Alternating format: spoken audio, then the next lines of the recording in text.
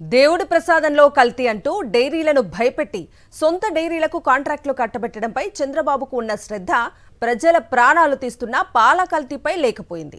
పాల కల్తీ బయటపడి వారం రోజులవుతున్నా వరుసగా ప్రాణాలు పోతున్నా ప్రభుత్వం నుంచి కనీస స్పందన లేకపోవటం నిర్ఘాంతపరుస్తోంది.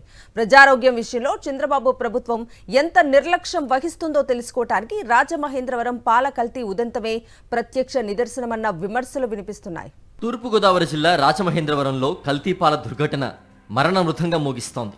లాలా చెరువు సమీపంలోని చౌడేశ్వరి నగర్, స్వరూప్ నగర్, వెంకటేశ్వర నగర్లలో చోటు చేసుకుంటున్న మరణాలు కలకలం రేపుతున్నాయి.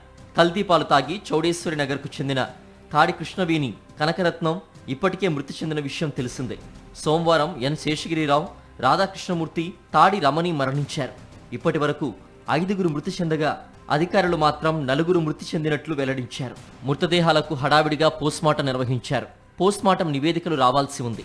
బాధితుల్లో ఎక్కువ మంది 60 ఏళ్లకు పైబడిన వృద్ధులు, 3 ఏళ్లలోపు చిన్నారులు ఉన్నారు. ఆసుపత్రుల్లో చికిత్స పొందుతున్న బాధితుల్లో 2 చిన్నారులు సహా 8 మంది పరిస్థితి విషమంగా ఉందని వైద్యులు చెబుతున్నారు. కల్తీపాలు తాగిన వారిలో ఒక్కసారిగా మూత్రం ఆగిపోవడం, వాంతులు, విరేచనాలు కావడం, కిడ్నీ ఫెయిల్ కావడం వంటి లక్షణాలతో బాధపడుతున్న వారు అధికారిక లెక్కల ప్రకారం 17 మంది ఉన్నారు. వీరిలో ఇప్పటికే 5 మృతి చెందగా మరో 12 మంది కిమ్స్, రెయిన్బో, రవిచైతన్య, సనార్ తదితర ఆసుపత్రుల్లో చికిత్స పొందుతున్నారు. అభం శుభం తెలియని 5 నెలల చిన్నారికి డయాలసిస్ చేస్తూ చికిత్స అందిస్తున్న దృశ్యం అందరినీ కంటతడి పెట్టిస్తోంది. ఇక పాలల్లో కల్తీని నిర్ధారించేందుకు మరో 2 రోజుల సమయం పడుతుందని అధికారులు చెబుతున్నారు. పాల వ్యాపారి గణేష్ నుంచి పాలు పోయించుకుంటున్న 73 కుటుంబాల నుంచి రక్త నమూనాలు సేకరించి ల్యాబ్కు పంపించామని కలెక్టర్ కీర్తి చేకూరి వెల్లడించారు.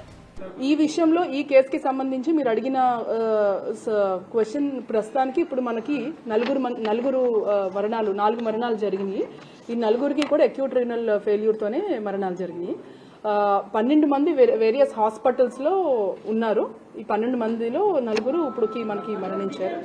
కాగా వైఎస్ఆర్సీపీ నేతలు చెబుతున్న దాని ప్రకారం కల్తీపాల బాధితులు 19 మంది ఉన్నారు. వీరిలో 5 మృతి చెందగా ప్రభుత్వం మాత్రం 4 అని ప్రకటించిందని వైఎస్ఆర్సీపీ ఎమ్మెల్యే తాటిపర్తి చంద్రశేఖర్ మండిపడ్డారు. పాలు కల్తీ అయ్యి 10ల సంఖ్యలో అస్వస్థతకు గురయ్యి 5 మంది ఆల్రెడీ చనిపోయారు. వీళ్ళు 4 అని ప్రకటిస్తారు. 16 మంది అస్వస్థతకు గురయ్యారంటే ప్రభుత్వం అక్కడ కూడా మళ్ళీ దాచిపెట్టేటటువంటి ప్రయత్నం. విషం కూడిన వ్యాపారం, చిన్న బిడ్డలు తాగే పాల దగ్గర నుంచి మత్తు పానీయాల దాకా కల్తీ వ్యాపారమే వీళ్ల యొక్క స్వార్థ రాజకీయం. కల్తీ చేయటం, కాసులు కొట్టేయటం. కాసులు వాళ్ళకి ఏంది అని అడిగితే కేసులు మాకు. కాగా కల్తీపాల కలవరానికి కారణమని భావిస్తున్న పాల వ్యాపారి గణేష్ ను పోలీసులు అదుపులోకి తీసుకుని విచారిస్తున్నారు. అతడు అనధికారికంగా నిర్వహిస్తున్న వరలక్ష్మి డైరీని సీజ్ చేశారు. పాలు సేకరించే పరికరాలతో పాటు వినిగర్, పాలు, కెమికల్స్ స్వాధీనం చేసుకున్నారు.